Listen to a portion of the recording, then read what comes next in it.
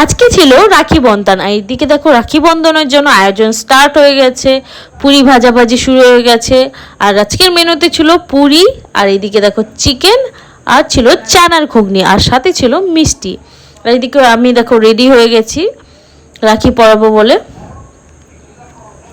আর এদিকে দেখো দাদা বসে গিয়েছে রাখি পরার উদ্দেশ্যে, আর আমি দাদার সাথে অল্প ইয়ার্কি করে নিচ্ছিলাম যে ডান হাতে বাঁধবো রাখিটা নাকি বা হাতে বাঁধবো। দাদা বলছিল না না ডান হাতে বাঁধবো, আমি বললাম না না বা হাতে বাঁধবো। এইসব নিয়ে একটু ইয়ার্কি চলছিল।